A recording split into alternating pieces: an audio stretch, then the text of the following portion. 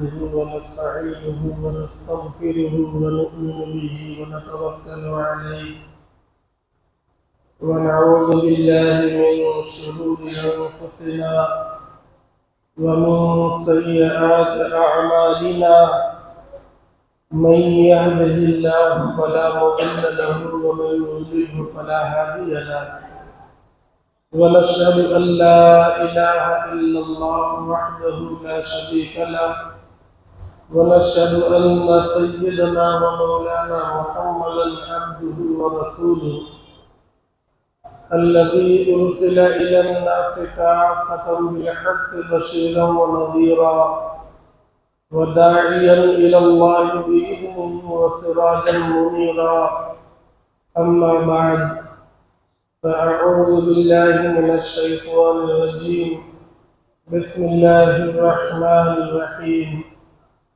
لن تنالوا البر حتى تنفقوا مما تحبون صدق الله العلي العظيم وعن النبي صلى الله عليه وسلم بادروا إلى الصدقة فإنها لا يتخطاها البلاء أو كما قال النبي صلى الله عليه وسلم. معزز سامعین، قابل احترام بزرگوں اور نوجوان ساتھیوں، قرآن مجید میں اللہ رب العزت نے بار بار یہ بات ارشاد فرمائی ہے کہ زمین و آسمان میں جو کچھ بھی ہے وہ سب اللہ تبارک و تعالیٰ کا ہے، سب کا مالک حقیقی اللہ رب العزت ہے۔ یہاں تک کہ ہم لوگوں کے پاس جو کچھ بھی ہے، مال، دولت، بدن، سب کچھ اللہ رب العزت کا ہے، ہم کسی چیز کے حقیقی مالک نہیں ہیں۔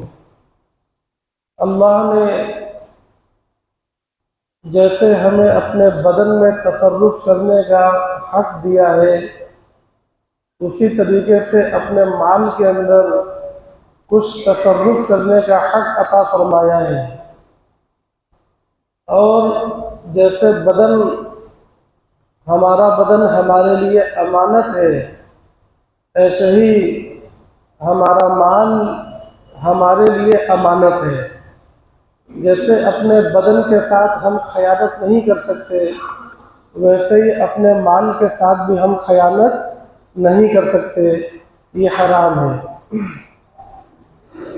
جب یہ بات طے ہو گئی کہ ہمارے پاس جو مال ہے وہ اللہ تبارک و تعالیٰ کا ہے، ہم اس کے مالک نہیں ہیں، جتنا مال ہمارے پاس آیا ہم اس کے نگراں ہیں، اور جس کے پاس بھی جتنا مال اللہ تبارک و تعالیٰ کے فیصلے اور اس کی قضا اور قدر کی وجہ سے پہنچتا ہے وہ اس کا نگراں ہے۔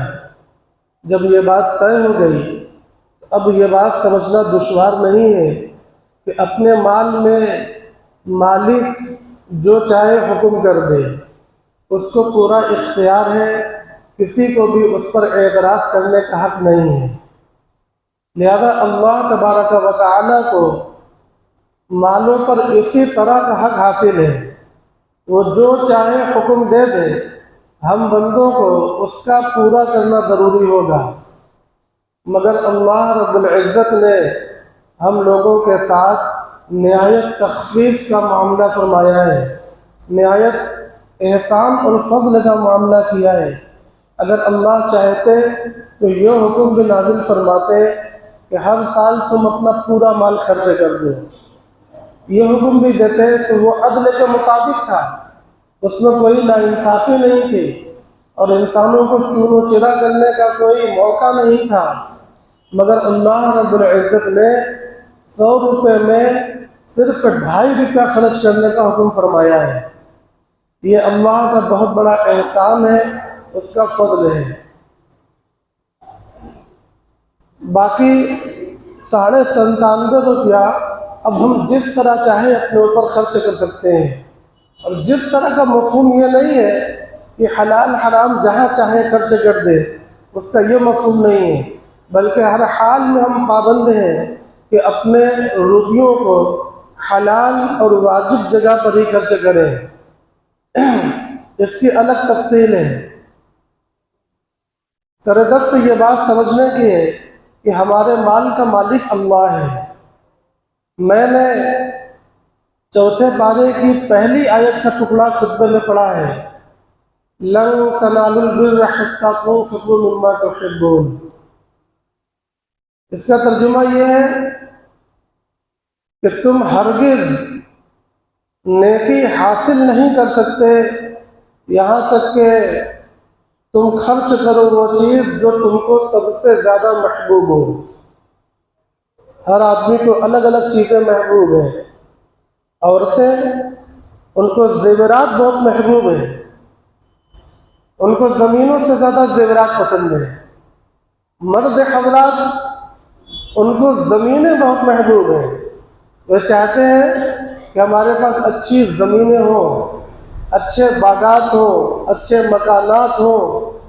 کچھ لوگوں کو روپیوں سے بہت محبت ہے، کچھ لوگوں کو دوسری چیزوں سے بہت محبت ہوتی ہے، لوگوں کے الگ الگ حالات ہیں۔ اللہ تبارک و تعالی نے جب یہ آیت نازل فرمائی تو صحابہ کرام رضی اللہ تعالیٰ عنہ مجمعین کو معلوم ہوا، ان لوگوں نے یہ آیتیں سنی۔ اب الگ الگ صحابہ کے الگ الگ اعمال یہاں پر دکھے۔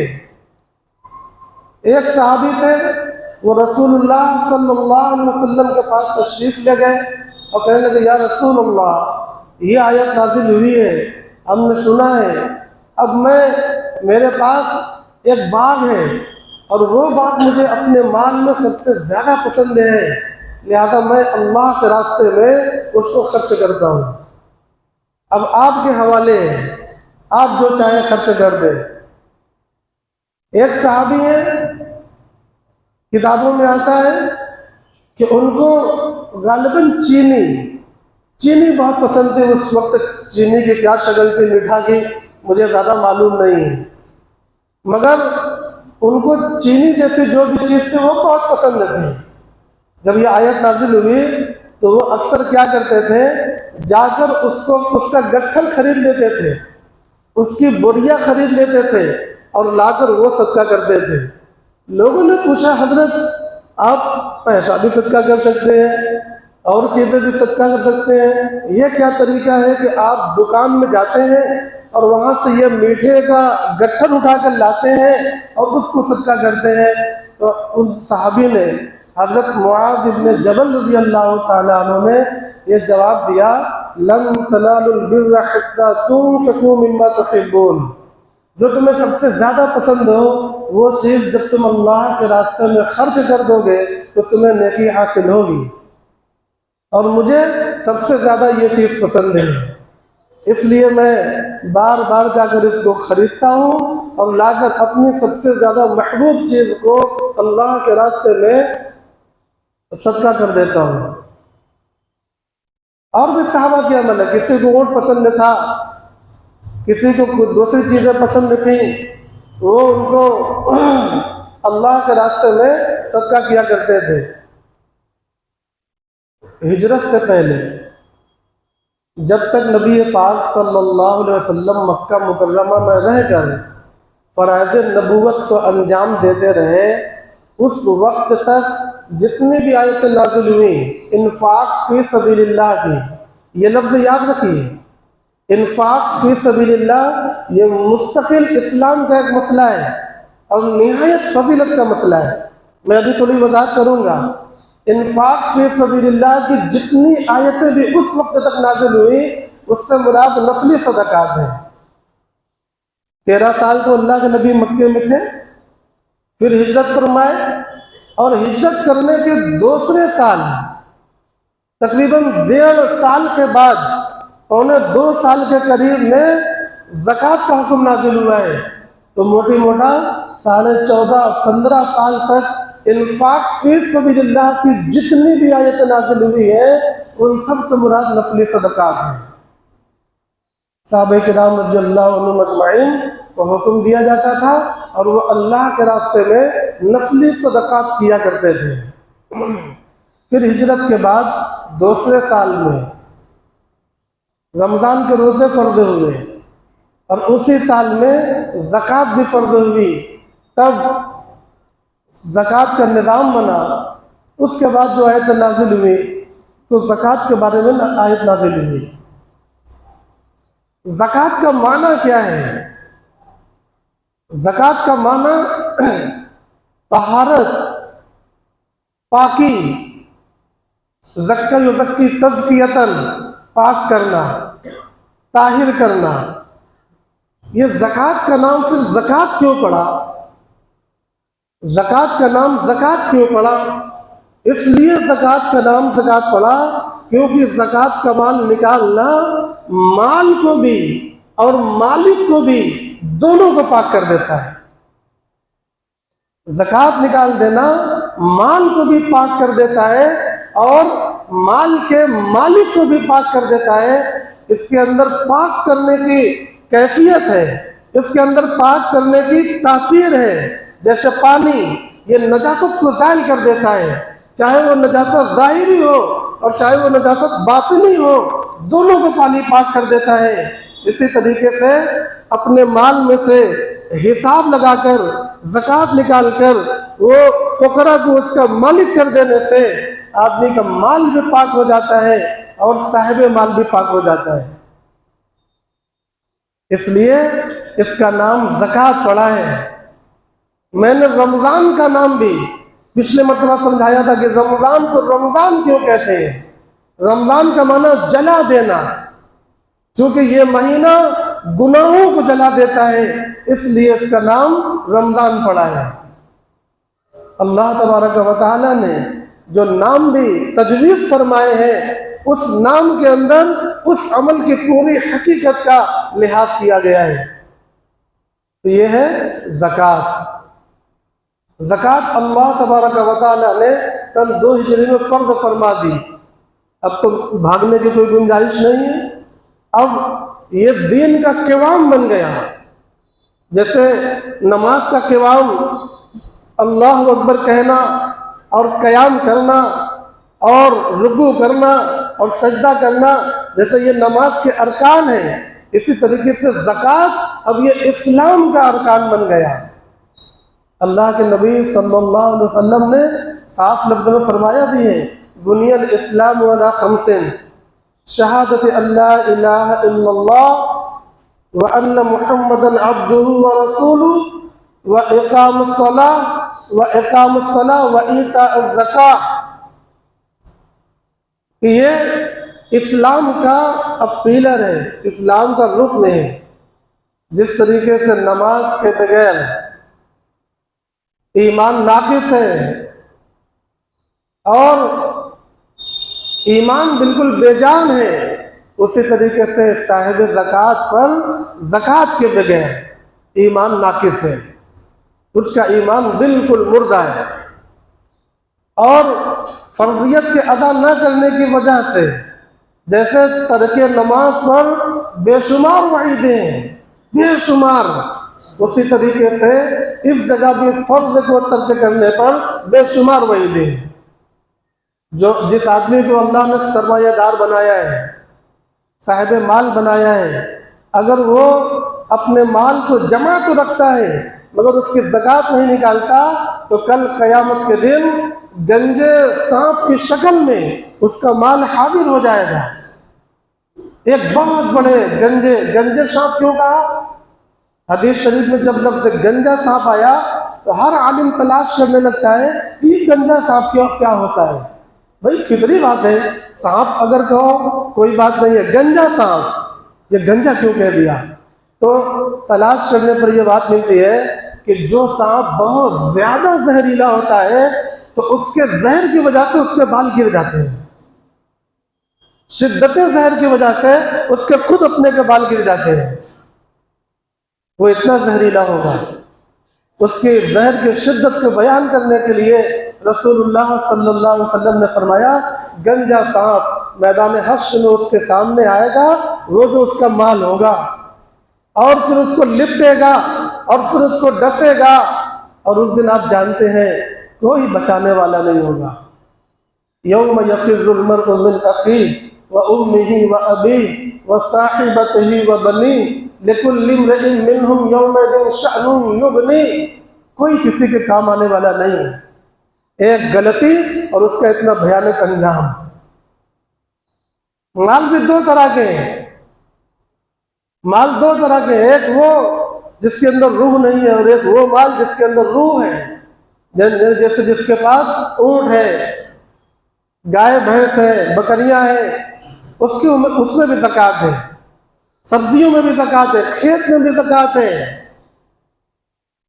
تو جو اونٹ پالتا تھا، بکری اور بھینس وغیرہ اس کے روزی روٹی کے نظام تھے، اس نے اس کی زکوٰۃ نہیں نکالی تو میدان حشر میں تپتی ہوئی چٹیل میدان میں اس آدمی کو منہ کے بل لٹا دیا جائے گا، اور اس کے بعد وہ اونٹ اس کو رودتے ہوئے گزریں گے، وہ بکریاں سینگ سے مارتے ہوئے گزریں گی، وہ گائے اس کو چہلتے ہوئے گزریں گی۔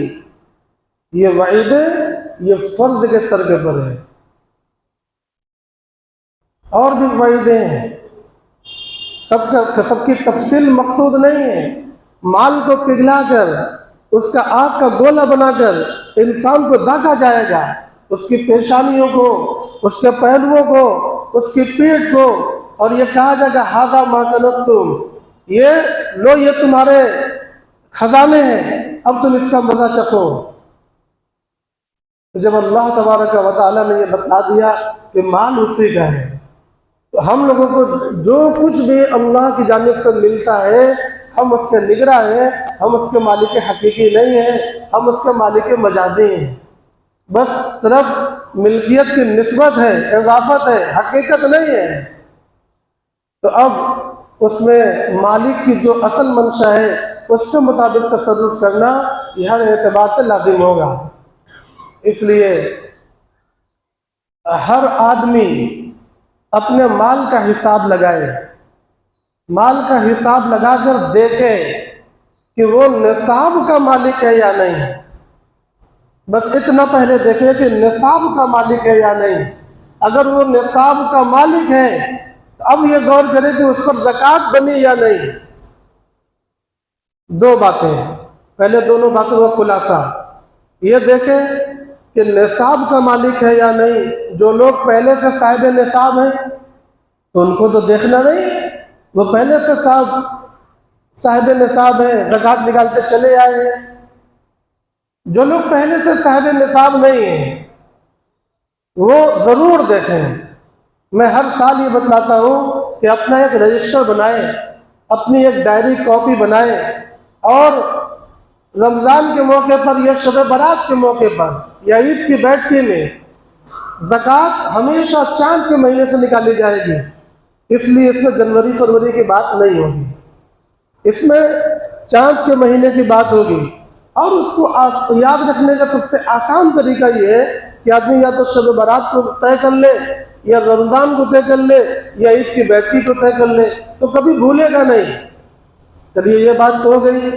اب اس میں وہ اپنی تمام لینداری اور تمام جو اس نے جمع کر رکھا ہے، چاہے وہ بینک میں ہو اور وہ چاہے الماری میں ہو، چاہے سونا چاندی کی شکل میں ہو، چاہے زیور کی شکل میں ہو، چاہے وہ مال کی شکل میں ہو، ساڑی والے کے پاس ساڑی، کپڑے والے کے پاس کپڑا، اور دکاندار کے پاس دکان کا سامان، یہ سب اس کے مال تجارت ہے۔ ان تمام کو وہ جوڑ لے، لینداری کو جوڑ لے، اور اس کے بعد جو اس کے اوپر دینداری ہے اس دینداری کو بھی ایک جگہ جوڑ کر اس مجموعے کو اس سے گھٹا لے اور اپنی کیپٹل کو نکال لے۔ اپنی کیپٹل کو نکالنے کے بعد وہ یہ دیکھے کہ نصاب کا مالک ہے یا نہیں۔ نصاب کتنے کا ہوتا ہے تب تو پتہ چلے گا۔ نصاب کی مقدار ہماری شریعت مطہرہ نے بتایا ہے۔ اگر سونا ہے تو 20 مسکال، 20 مسکال کا 7.5 تولہ بنتا ہے، اور 7.5 تولہ کا 87 گرام 418 ملی گرام غالباً یہ بنتا ہے، یعنی 87.5 گرام موٹا موٹا 87.5 گرام یہ سونے کا نصاب ہے جب تنہا سونے کی بات کی جائے۔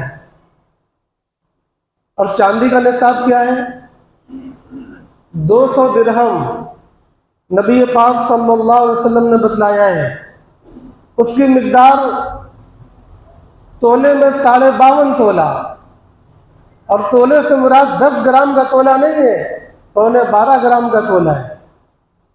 11 گرام 600 کچھ ملی گرام کا تولہ ہوتا ہے، وہ تولہ ہے مراد ہے۔ 616 گرام نہیں، وہ تولہ مراد نہیں ہے۔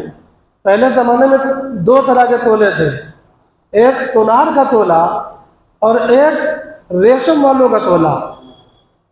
تو جو سونار کا تولہ ہوتا ہے وہ ہمیشہ سے 12.25 گرام کا تھا، اور جو ریشم والوں کا تولہ ہوتا تھا وہ 14 گرام کا ہوتا تھا۔ تو یہاں چونکہ بات سونے چاندی کی ہے، اس لیے وہ تولہ مراد ہے جو سونار استعمال کرتے تھے، وہ تولہ مراد نہیں ہے جو کپڑے کے ویاپاری استعمال کرتے تھے۔ یہ دونوں میں فرق ہے، ان دونوں کے فرق کا لحاظ رکھنا بھی ضروری ہے تاکہ مسئلے کی صحیح صورتحال سامنے آ جائے۔ تو جو 12.25 گرام والا تولہ ہے اس کے حساب سے 612 گرام 360 ملی گرام یہ 52.5 تولہ کی مقدار آئے گی۔ 52.5 تولہ چاندی وزن نکل گیا۔ وزن نکالنے کے بعد اچھا یہ وزن اس ملک کے تمام مدارس دارالفتہ اور تمام محققین علماء اور مفتیان کرام کا ہے۔ اگر اس میں کسی بعض عالم نے اپنی تحقیق کی بنیاد پر اختلاف بھی کیا ہے تو بعض لوگوں کا اختلاف معتبر نہیں ہوگا۔ اس وزن کو نکالنے کے لیے اس ملک میں اور پڑوس کے کئی ممالک میں 12 سیمینار بھی ہوئے ہیں۔ ان سیمینار میں تمام تحقیقوں اور دلائل اور تمام ثبوتوں کو سامنے رکھتے ہوئے یہ بات طے کر دی گئی کہ تولہ یہ جو 12.25 گرام والا ہے وہی مراد ہے۔ اب اس میں کوئی اختلاف باقی نہیں ہے۔ 612 گرام 360 ملی گرام۔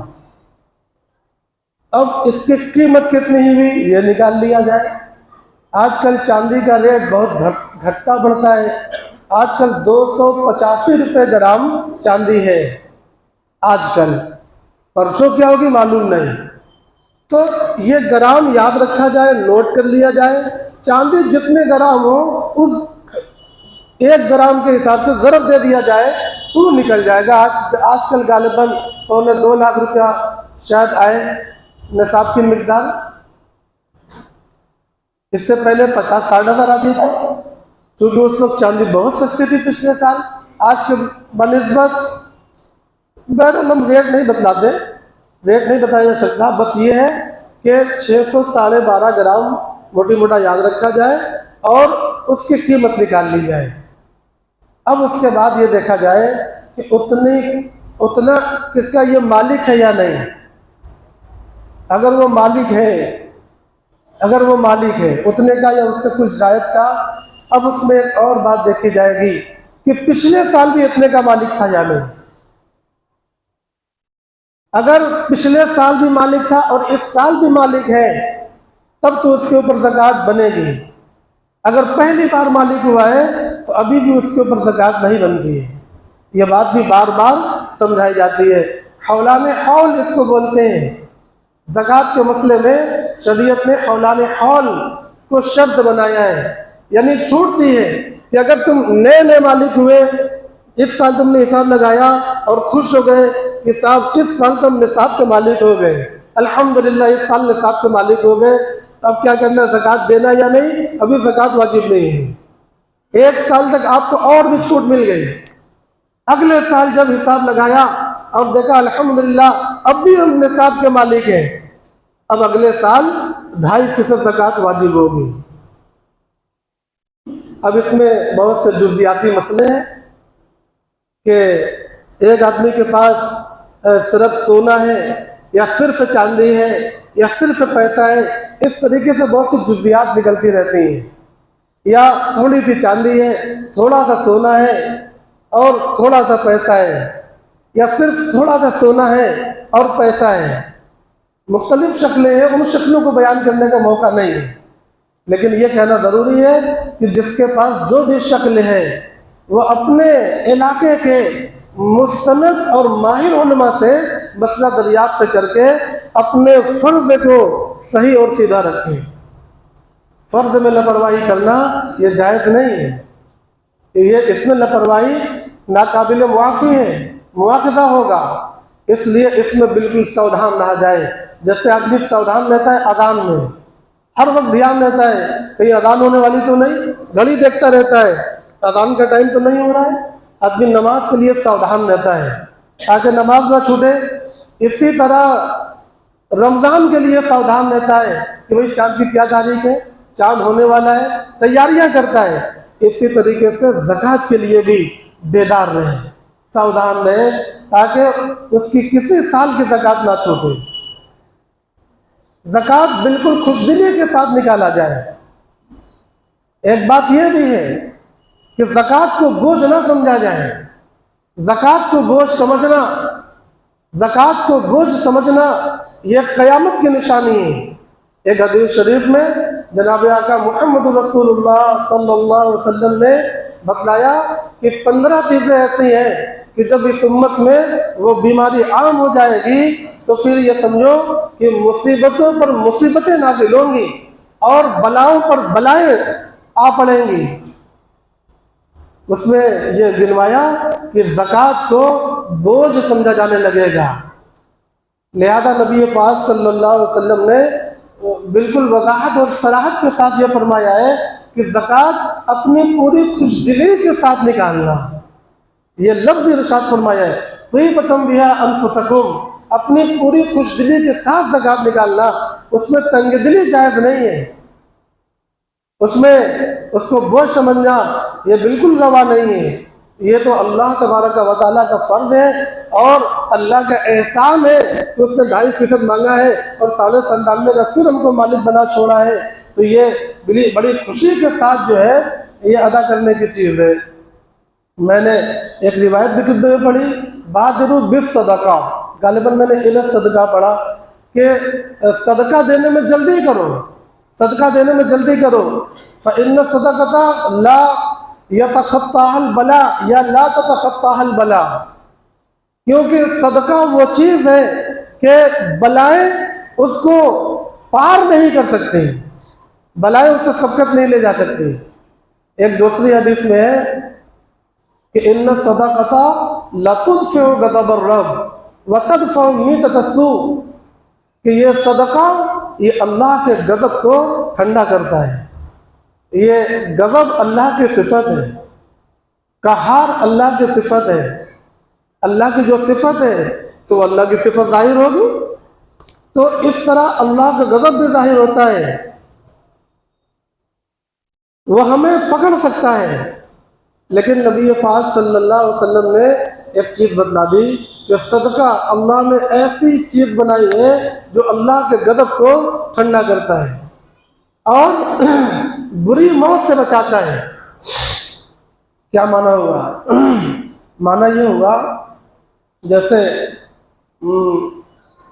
شعبان کے موقع پر بتلایا گیا تھا کہ آدمی کی موت کا فیصلہ ہو جاتا ہے، نامہ اعمال میں لکھ کر دے دیا جاتا ہے۔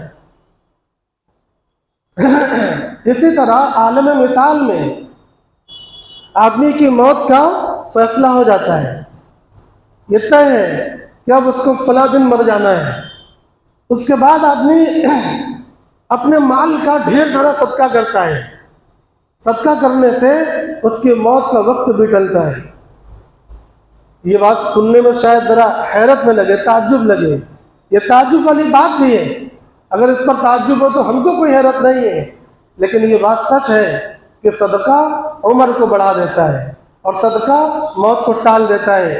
حدیث شریف میں ایک واقعہ آیا ہے، ایک آدمی جنگل میں جا کر لکڑیاں چنتا تھا اور ان کا گٹر باندھ کر اپنے گھر لاتا تھا، پھر بیچتا تھا، ایک رات وہ لکڑیاں چننے گیا، ایک دن وہ لکڑیاں چننے گیا اور دیر ہو گئی اور رات ہو گئی، اس نے جیسے تیسے لکڑیاں چنا اور گٹھر باندھا اور صاحب اپنے سر پر لادا اور گھر پہنچا۔ جب وہ جنگل گیا تو 2 روٹی لے کر گیا تھا کھانے کے لیے، مگر راستے میں کوئی محتاج مل گیا، اس نے 1 روٹی صدقہ کر دی اور 1 روٹی اپنے پیٹ میں ڈال لی۔ جب یہ گٹھر لے کر اپنے گھر گیا، رات کافی ہو چکی تھی، صبح اس نے گٹھر کھولا تو دیکھتا ہے لکڑیوں کے ساتھ ایک بڑا موٹا سانپ بھی اسی کے اندر باندھ کے لایا ہے، اور وہ سانپ اس کو ڈس نہیں سکا۔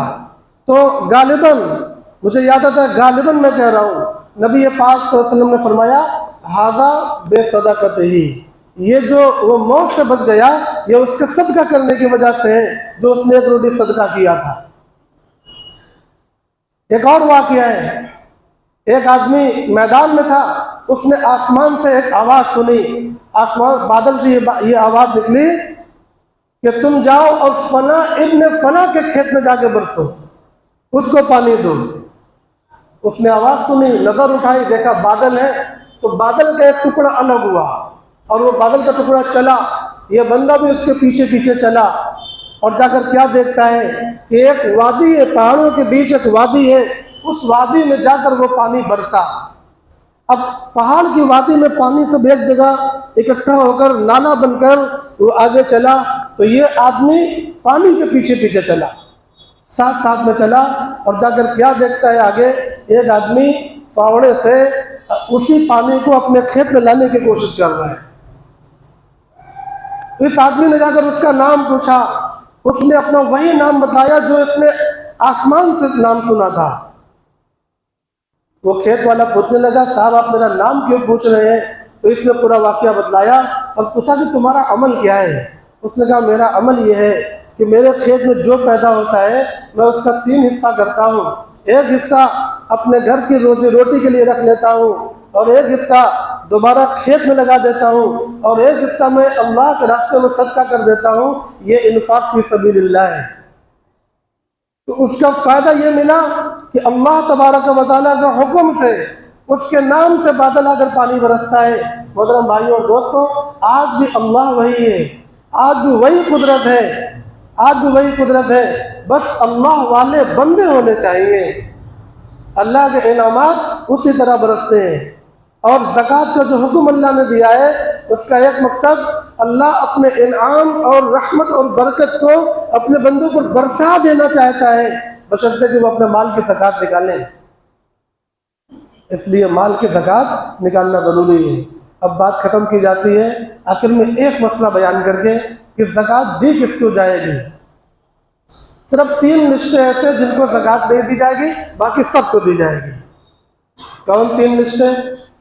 ایک، اپنا خون اوپر کی طرف، جیسے ماں باپ، دادا پردادا، سگے، ماں نانی نانا پرنانی پرنانا، اوپر تک سگے، ماں کے سگے، یہ ایک رشتہ ہو گیا۔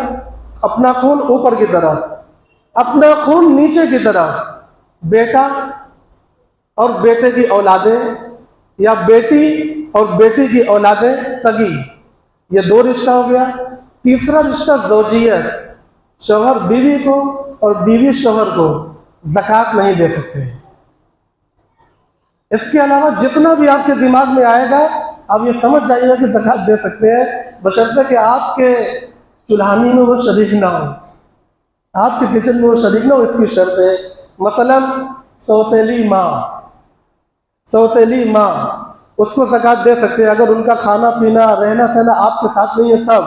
اگر آپ کے ساتھ ہے تو کیسے دیں گے؟ وہ تو پھر آپ بھی کھانے لگیں گے۔ سوتیلی نانی، سوتیلی نانا، سگا داماد، سگی بہو، ان تمام رشتوں کو، خالہ، ماما، بوا، سگا بھائی، سگی بہن، ان تمام رشتوں کو زکوٰۃ دے سکتے ہیں۔ وآخر دعوانا الحمد للہ رب العالمین۔